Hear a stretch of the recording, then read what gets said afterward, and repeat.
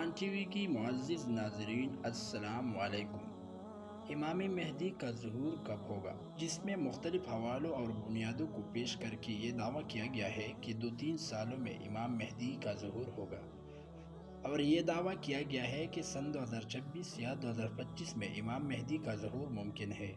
حتیٰ کہ پھر طریقت حضرت مولانا فیض الفقار صاحب کی طرف یہ بات منسوب کی گئی ہے کہ انہوں نے حرم شریف میں قسم کھا کر کہا کہ سن 2025 میں امام مہدی کا ظہور ہوگا۔ احادیث میں مذکور ہے کہ امام مہدی کی ظہور سے قبل دریائے فرات خشک ہو جائے گا اور اس سے سونے کا ایک پہاڑ ظاہر ہوگا جسے لینے کے لیے لوگ جنگ کریں گے، اور ہر 100 میں 99 لوگ قتل کر دی جائیں گی۔ ہر شخص یہ سمجھے گا کہ شاید میں بچ جاؤں۔ 2960 کلومیٹر لمبی یہ نہر جو کئی ملکوں سے گزرتی ہے ابھی خشک نہیں ہوئی ہے۔ ہاں، رفتہ رفتہ اس میں پانی کی کمی ضرور ہو رہی ہے۔ یہ نہر جس کی چوڑائی بعض جگہوں پر 2000 میٹر تک ہے تو بعض جگہوں پر اس کی چوڑائی 200 میٹر کے قریب ہے۔ 2021 میں ترکی کی جانب سے ڈیم نہ کھلنے کی وجہ سے اس میں اچانک 5 میٹر کی کمی آ گئی، جس پر حقوق انسانی کی تنظیموں نے تنقید و احتجاج کیا۔ امام مہدی قسطنطنیہ کو فتح کرے گی، یعنی اس پر غیر مسلموں کی حکومت ہو جائے گی۔ قسطنطنیہ کو آج کل استنبول کہتے ہیں، جو ترکی کا دارالحکومت ہے۔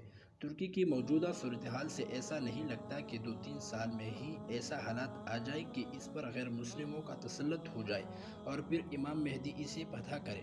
گویا اس دعوے کے مطابق اب 2023 سے تقریباً 2 سالوں کے اندر قسطنطنیہ یعنی استنبول پر غیر مسلموں کا قبضہ ہونا ہے۔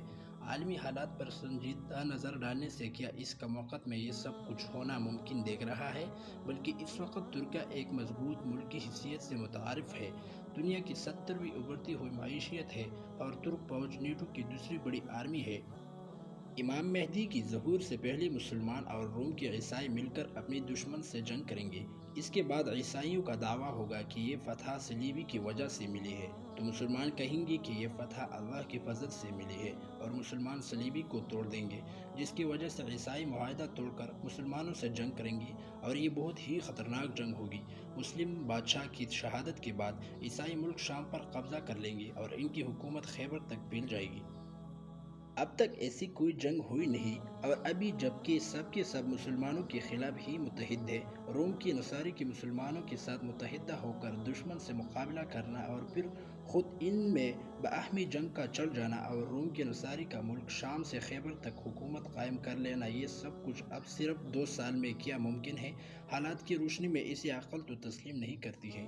اس مضمون میں امام مہدی سے پہلے پیش آنے والے واقعات کو جس ترتیب سے ذکر کیا گیا ہے، اس میں غزوہ ہند کا بھی تذکرہ کیا گیا ہے کہ یہ غزوہ مسلمانوں کے ہاتھ سے قسطنطنیہ کے نکلنے سے پہلے ہوگا۔ سب سے پہلی بات تو یہ ہے کہ محققین اہل علم کی رائے کے مطابق یہ غزوہ، جس کی بشارت احادیث میں موجود، صدیوں پہلے ہو چکا ہے۔ امام مہدی کی ظہور سے قبل صفیانی بادشاہ کی حکومت ملک شام و مصر کے اطراف میں ہوگی۔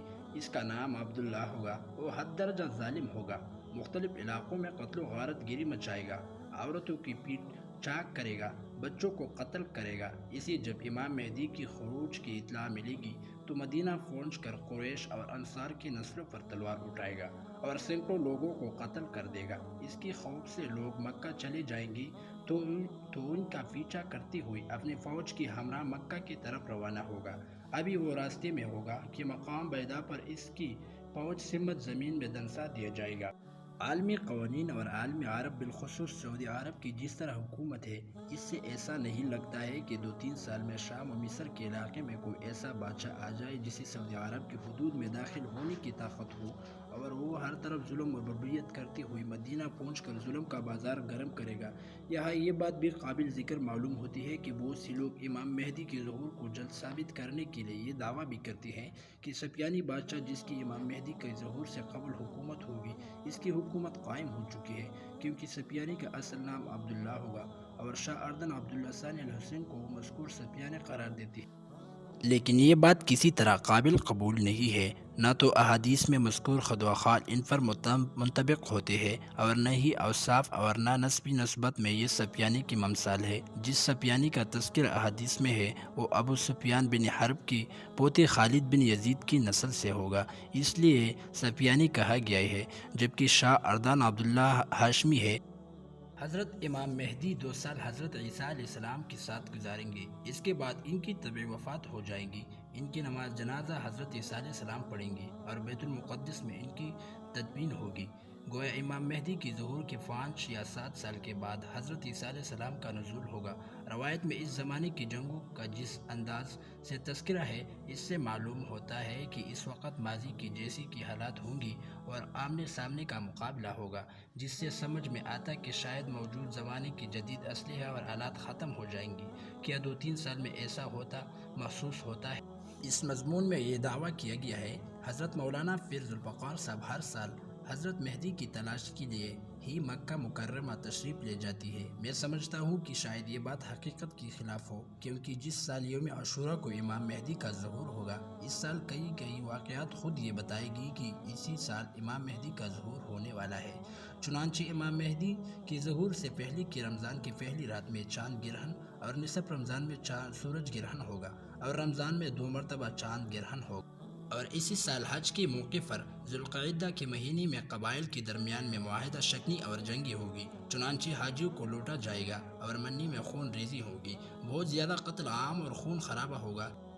روایت حدیث میں منقول علامت کی روشنی میں یہ باتیں لکھی گئی ہے اور رسول اللہ صلی اللہ علیہ وسلم کے بیان کردہ پیشن گوئی کے حق ہونے پر ہم سب کا ایمان ہے، اور حدیث نبوی کی من چاہے تشریح و تعبیر اور اس کے مفہوم و مراد کی ایسی تعین کی جس کے الفاظ حدیث میں گنجائش نہیں ہے، یقیناً ناقابل قبول ہے۔ اس لیے امام مہدی کی ظہور پر ایمان رکھتے ہوئے اس طرح کی تعین یا ایسی تعین کی تشریح سے بچنا ضروری ہے۔ حقیقت سے بس ہی واقع